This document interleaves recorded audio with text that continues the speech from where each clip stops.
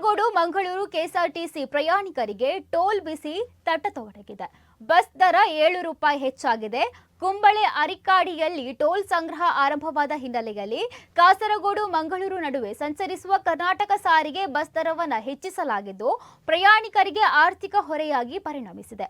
ಅಂತಾರಾಜ್ಯ ಹೆದ್ದಾರಿಯ toll booth ಮೂಲಕ ಹಾದು ಹೋಗುವ ಪ್ರತಿ ಪ್ರಯಾಣಿಕರು ಈಗ ಮೂಲ ದರಕ್ಕಿಂತ ಹೆಚ್ಚುವರಿಯಾಗಿ ₹7 ಪಾವತಿಸಬೇಕಾಗುತ್ತದೆ.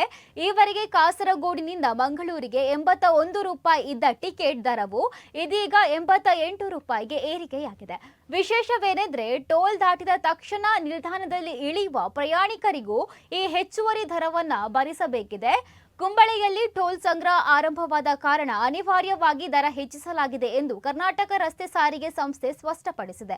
ಒಂದು ಬಸ್ ಕಾಸರಗೋಡಿನಿಂದ ಮಂಗಳೂರಿಗೆ ಹೋಗುವಾಗ ಪ್ರತಿ ಬಾರಿ ಸುಮಾರು ₹220 ಟೋಲ್ ಪಾವತಿಸಬೇಕಾಗುತ್ತದೆ. ಈ ಹೊರೆಯನ್ನು ಸರಿದೂಗಿಸಲು ದರ ಏರಿಕೆ ಮಾಡಲಾಗಿದೆ ಎಂಬುದು ಅಧಿಕಾರಿಗಳ ವಾದವಾಗಿದೆ. ಪ್ರಸ್ತುತ ಕರ್ನಾಟಕ 43 ಬಸ್ಸುಗಳು ಈ ಮಾರ್ಗದಲ್ಲಿ ದಿನಕ್ಕೆ ತಲಾ 7 ಬಾರಿ ಸಂಚರಿಸುತ್ತಿವೆ. ಕಾಸರಗೋಡಿನ ಬಹುತೇಕ ಜನರು ಶಿಕ್ಷಣ ಮತ್ತು ಉದ್ಯೋಗಕ್ಕಾಗಿ ಮಂಗಳೂರನ್ನ ಅವಲಂಬಿಸಿದ್ದು ಕರ್ನಾಟಕದ ಬಸ್ಗಳಲ್ಲೇ ಹೆಚ್ಚು ಸಂಚರಿಸುತ್ತಾರೆ.